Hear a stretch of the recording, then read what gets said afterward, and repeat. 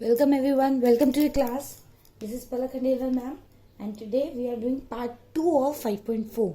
Fine, 5.4 का हम second part कर रहे हैं. फर्स्ट पार्ट में हमने फर्स्ट 2 क्वेश्चंस देखे थे जिसमें मैंने आपको स्पेशली रेड स्टार बना के दिखाया था क्या क्या नई चीजें हैं जिन पे आपको ध्यान देना है. कई कई चीजें होती हैं जो बच्चों से मिस हो जाती हैं, उनको पता होता है लेकिन फिर भी वो नेग्लेक्ट कर देते हैं. फाइन, तो मैंने आपको स्टार बना के दिखाया था कि क्या क्या चीजों पे आपको ध्यान देना है. So I hope you have revised that very pretty well. And today I am starting with a question of third. तो थर्ड क्वेश्चन देखते हैं. देखो थर्ड क्वेश्चन क्या है आपका. आपको एक लैडर दे रखी है बनाकर, ठीक है. देखो यहाँ पर क्या है, इनको बोलते हैं सिचुएशन बेस्ड और you can say application based problems. इनमें क्या होता है, आपको एक सिचुएशन दे रखी होती है कि ये ऐसे ऐसे एक स्टोरी टाइप सुनाते हैं. वो आपको एग्जैक्टली नहीं बताते ए क्या है, एन क्या है, डी क्या है. अब इन चीज़ों में प्रॉब्लम क्या होती है कि जब पेपर में क्वेश्चन आते हैं, अभी तो आपको पता है हम एपी का चैप्टर कर रहे हैं तो हमें एस एन या ए एन का फॉर्मूला लगाना है, तो things are quite sorted. But when it comes to exam, see जब आप एग्जाम करोगे, I am just talking about that very final exam, जब आपका सारा सिलेबस हो चुका होगा, you would have 15 chapters in hand. अब आपको एक पेपर दे दिया जिसमें आपके 15 चैप्टर से मिक्स्ड क्वेश्चन है.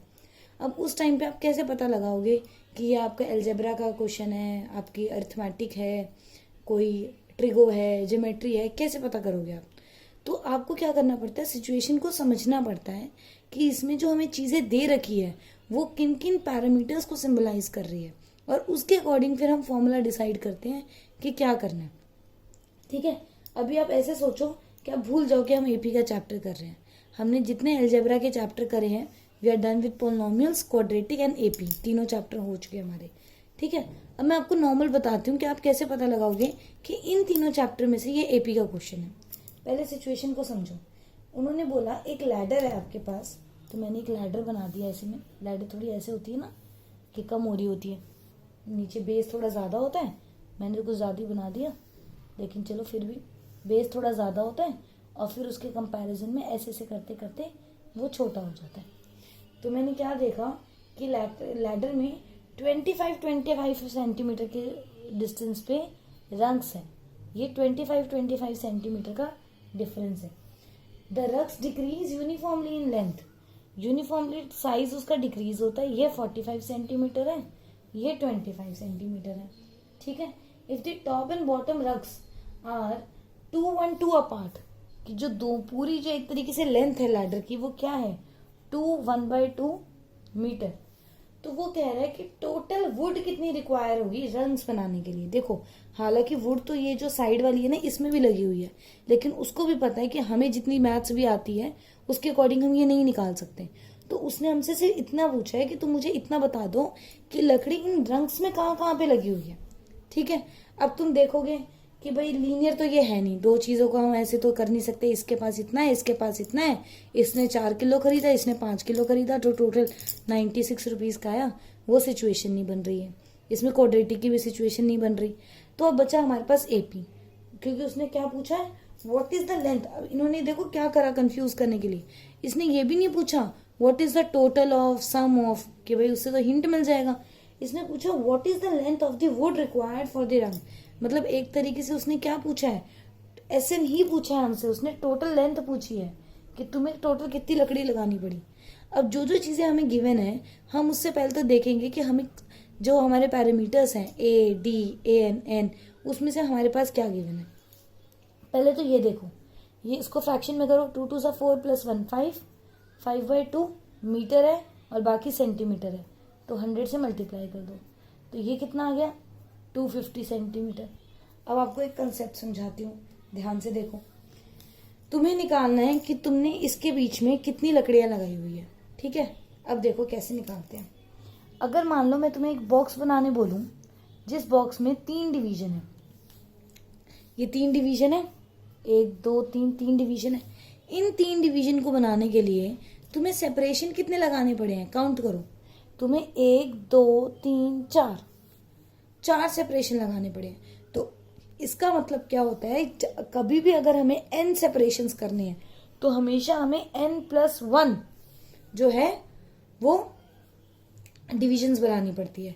अब n कैसे निकालेंगे, तो n कैसे निकलेगा, टोटल लेंथ इतनी है और 2 के बीच में लेंथ इतनी है, तो n कैसे निकालेंगे हम, n हम निकाल लेंगे कि टोटल तो लेंथ इतनी है मेरी और उसके बीच में एक के बीच में सेपरेशन कितनी है, इतनी। तो उसके लिए मुझे उससे मतलब नहीं है, ये गैप कितने इससे मतलब नहीं है, मुझे तो मतलब है कि मुझे डिविजन्स कितने लगाने हैं। तो उसके लिए मुझे +1 लिखना पड़ेगा। तो ये 1 पे, ये 10 पे, 10 + 1 11, ये आ गया n। अब a क्या है, अगर मैं देखूं तो ये AP तो है, धीरे धीरे डिक्रीज ही तो हो रही है। तो मैं AP को क्या, a को 45 सेंटीमीटर और d क्या है, d तो है ही नहीं मेरे पास, लेकिन मेरे पास an गिवन है, d नहीं है मेरे पास, लेकिन मेरे पास an गिवन है, क्या है 25 सेंटीमीटर। तो मेरे पास 3 चीजें आ गई, a, an और n। क्या इससे मैं ऐसे नहीं निकाल सकती? तो इस तरीके से आपको क्या करना पड़ेगा, सिचुएशन पे बेस्ड आपको देखना पड़ेगा पैरामीटर्स कैसे निकालने हैं। फाइन, जिन बच्चों को नहीं समझ में आया please hold the thing, hold your video और दोबारा से ये चीज देखो कि मैंने क्या क्या करा है। ठीक है, मैंने बहुत ढंग से समझाया है आपको कि एन कैसे निकाला है, ए कैसे निकाला है, डी नहीं है तो ए एन यूज कर लिया। अब हमारे पास 2 फॉर्मूलाज होते हैं, कौन कौन से फॉर्मूलाज होते हैं, एक जो मैंने पहले लिखा है ये वाला और ये वाला। अब आप खुद देखकर मुझे बताओ कि अभी हमारी सिचुएशन के अकॉर्डिंग कौन सा फॉर्मूला है जो हम लगा सकते हैं। ठीक है, तो सबको दिख रहा है कि जो हमारा सेकंड वाला फॉर्मूला है ये हम यहाँ पर यूज कर सकते हैं।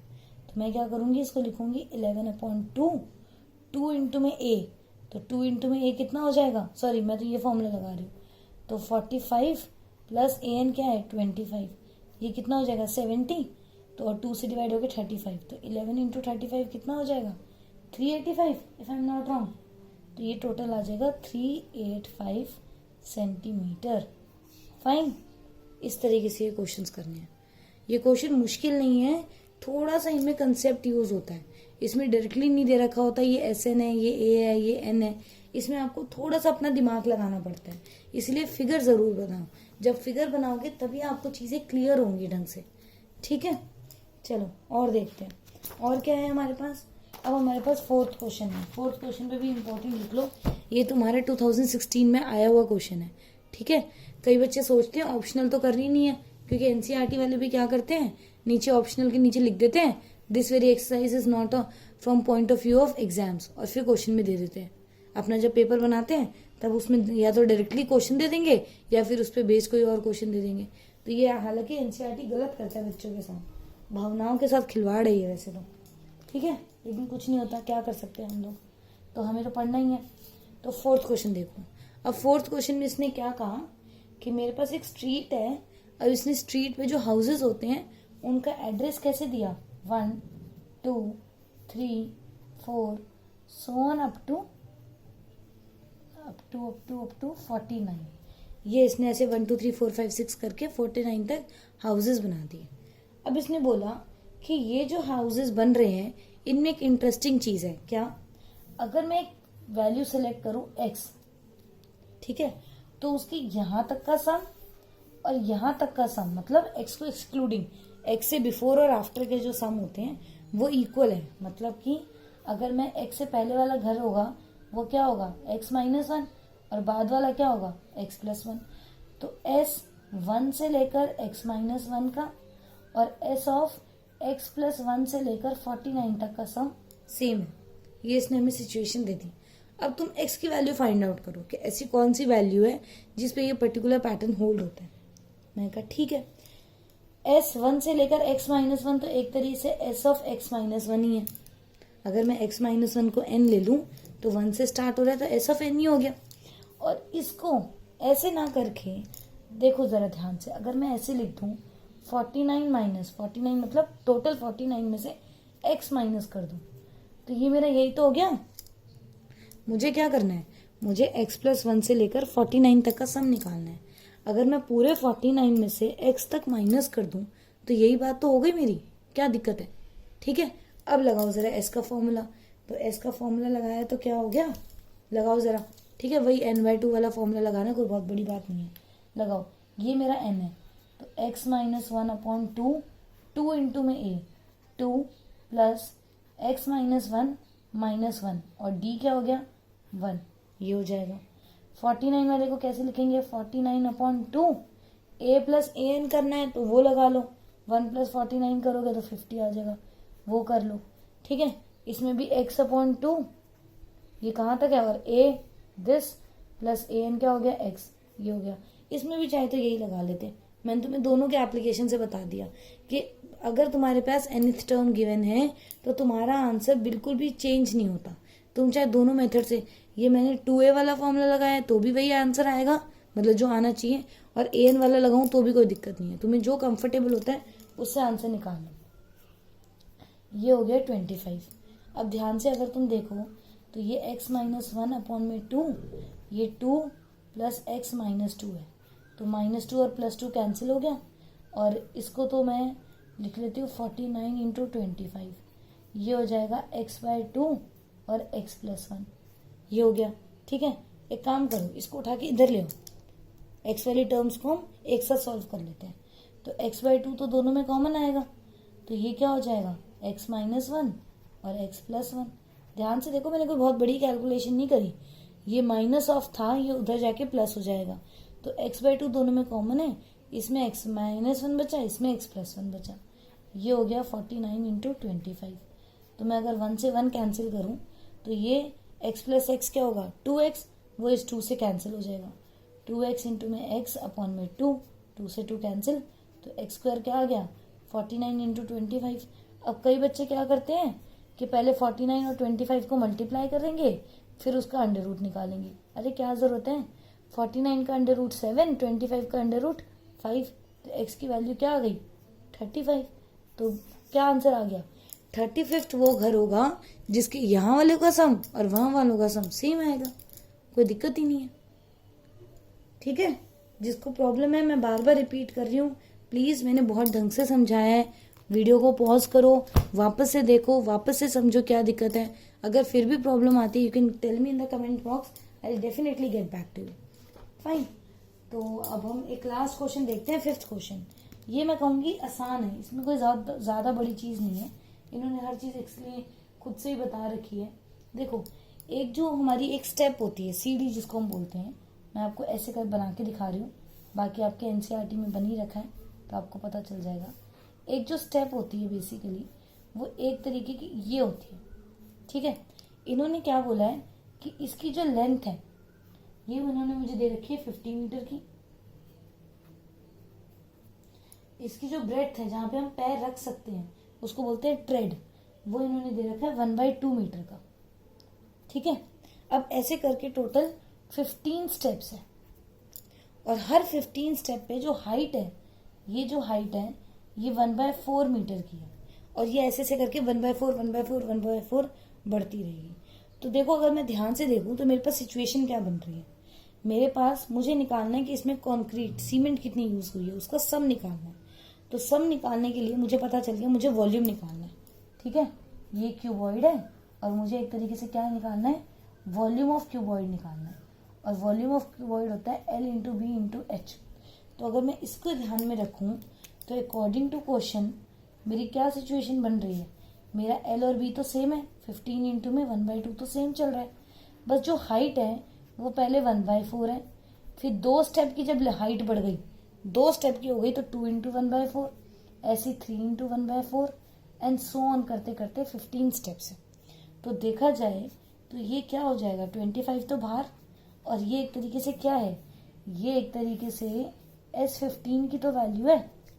तो S15 की वैल्यू कैसे डालोगे तुम, 15/2, 2 × में A प्लस 15 - 1 14, D भी कितना आ रहा है 1/4। तो सॉल्व कर लो इसको, बंद कर दो इसको, तो 25, ये हो जाएगा 15 2, 4 ले लो एलसीएम, तो फिर वो 14 + 2 कितना हो गया 16, ये 1 पे, ये 4 पे, ये 1 पे, ये 2 पे, तो 25 × 2 15 × 2 30, 30 × 25 इज 75, तो 750 मीटर क्यूब है ना, कंक्रीट यूज करी हमने। बस सिंपल सा क्वेश्चन था, क्यूबॉइड की फिगर बन रही थी तो क्यूबॉइड के अकॉर्डिंग मैंने बता दिया कि भाई LBH का फॉर्मूला लगेगा, L और B दोनों में सेम है, H की हमने एक AP बनाई, उसका सम निकाल के LB से मल्टीप्लाई कर दिया। तो इस तरीके से हमने हमारी जो AP की एक्सरसाइज है वो यहाँ पे कंप्लीट कर लिया। ठीक है, done with R AP। In the next chapter, I'll see you with next another chapter, another concept of 10th mathematics. Till then, please practice and please try examples, exemplar and previous year questions. And I would definitely try as much possible as as much questions I could cover in this very class. Definitely I'll try with that very thing. So till then, bye bye, take care, see you again.